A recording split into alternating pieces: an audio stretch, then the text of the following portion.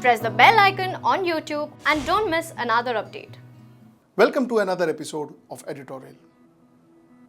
I've got two topics for you today, but I'm afraid both are not very encouraging one. My first topic is about a CMI report. The CMI latest report says that 1 out of every 4 Indians have lost his or her job. Let's discuss more details of this report. My second topic is, you see, India was very benevolent, and rightly so, to send aircrafts to different parts of the world, including China, Japan, Italy, to get our stranded people there back to India. But when it came to migrant workers, our governments actually, I am going to talk about both the state government and the central government, are finding them to be a burden. Let's discuss that. Let's get right into the show.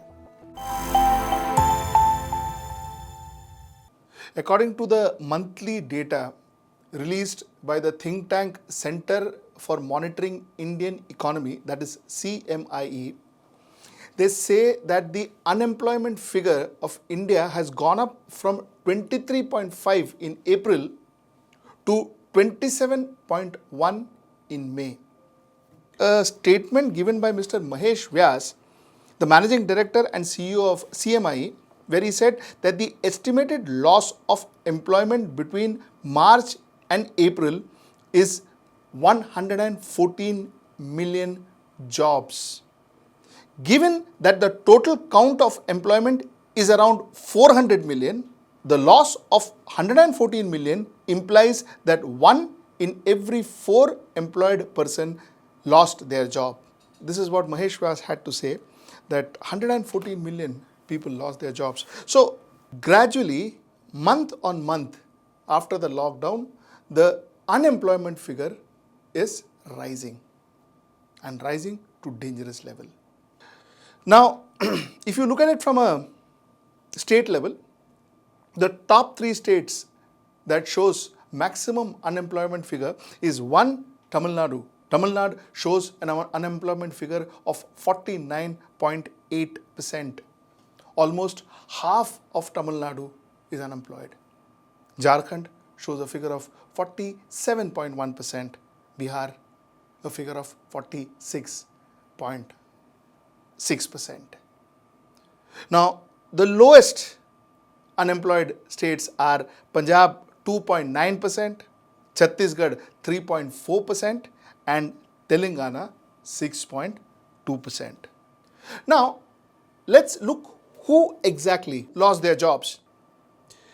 If you look at the graph in your screen, 91.3 million small traders and laborers lost their jobs in April 2020. 18.2 million entrepreneurs lost their jobs. 17.8 million salaried employed class is unemployed today. And the next figure that you see is employment has gone up by 5.8 million in the agricultural industry. So farming has seen an increase of employment of 5.8 million people. Now this figure is not good. This figure is not good is because a lot of laborers, when they lose their job, they go back to their village or to their native house and get into farming, which technically means that the farmland is the same, the produce is the same, but the number of employed people in the farm increased, which means most of it is part of the disguised employment. It doesn't add either to the productivity or the profitability. While the first figure, that is your 91.3 million figure, there is a chance that this figure may come down once the lockdown is lifted. It will not go back to where it was, but it may come down because a lot of people will start their business once again. A lot of things will start. Hotels, restaurants, shops, so on and so forth will start once again, and people will get employed once again. So this figure may come down. But again, unless and until the government intervenes and ensures that there is liquidity available for these small entrepreneurs, this figure may not go back to where it was. Definitely it will not go back to where it was, but it may not even come to the half level. More serious concern is the 17.8 lakh job loss, 17.8 million job loss of the salaried class. Now, bulk of this salaried class again goes back to the MSMEs, but still these salaried people, when they lose their job, for them to now get re-employed is going to be a very difficult task, and it will be a slower task than getting employment for the labor class. So all in all, India is facing a huge unemployment issue, which India is going to face in a matter of another 1.5 months. And in 2 months, the problem will start sinking in. We will start feeling the problem. I am not saying that these same figures will remain even after 2 months. I want to believe that these figures will come down to a certain percentage, but it will not come down to a percentage which is comfortable. Definitely not. It will still be an alarmingly high percentage of job loss. Because if you remember, 2 months back, again, I had spoken to you about the CII CEO Snap poll, where the CEOs of 200 CEOs of this country had said that they are expecting 15 to 25% job losses. This was 2 months back. My 2 bits. The government of the day has to set up a think tank to drive our economy during these difficult times.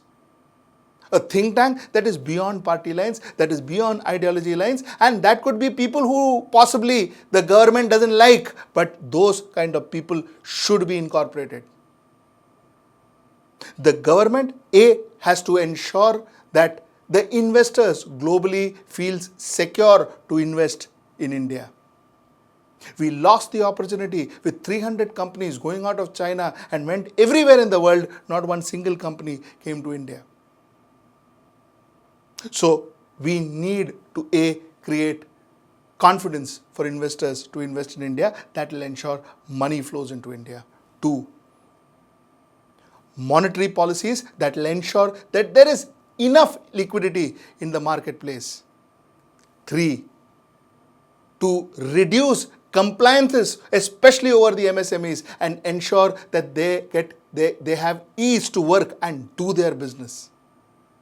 4th, create enough liquidity with consumers so that we can create demand in the market. The 4 things is what I would recommend that the government do, and the government do now. Air India raised a bill of 5,98,90,352 for operating 2 flights out of China to bring our people back to India. 2 flights. This also happened, I think, with Italy, Japan. We sent our flights, got our people back to our country. Those people didn't have to pay a single rupee for tickets. Good. But you know what the unfortunate part is?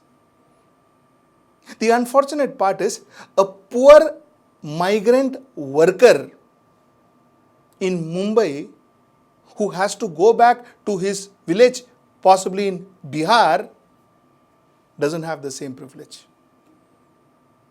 People who have gone on business to China, people who have gone on tour to China, people who have gone on possibly education to Japan, these people the government paid crores of rupees and brought them back to India, which is good. I do not criticize that. That's a good step that the government did. But that same government do not have the heart for the migrant workers. Which is why in the starting of my editorial, I said that possibly the class difference, even the governments have started showing it in India. And I say governments. I don't say government. I am not saying central government or state government. I am talking about every government of this country. Every government that takes a part of our taxes, which is taken by the central government and the state governments. We will have another debate, possibly another editorial on who should have been actually paying these migrant workers, the state government or the central government. We will have a debate on that. But more importantly, what I am bothered is what happens to the migrant workers. See the state. I sit in Mumbai. I can see the state of people who are stuck in Mumbai, desperately trying to reach home. Desperately trying to make that money, 700 rupees or 800 rupees, they're trying to collect it and ensure that they go home. Because while all the governments are saying 85%, we are paying 25%, they are paying 35%, all these talks, on ground, nothing seems to be fructifying. These people are running from pillar to post, asking for 100 rupees and 50 rupees to ensure that they go back home. They are Indians too. Yeah, and you know the worst part, we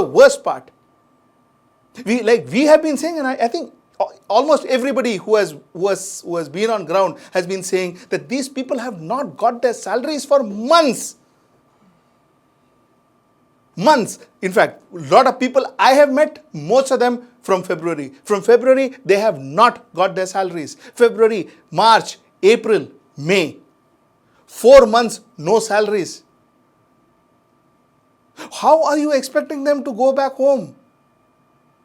And today, the only thing they want to do is to go back home. And the same state, the same government that can get people from all the world, all over the world down to India, cannot get their own people. And you know what the worst part of the story is? Indian Railways gave 150 crores to PM CARES, but couldn't care a damn for those migrant workers who wants to go home. How fair is that? Till I see you next time. Namaskar. Now be the first to know about the latest updates on our new news app. Go on your Android or iOS, search for HW News Network. Download our app, choose the language you prefer to get updates in, and be up to date with the latest news.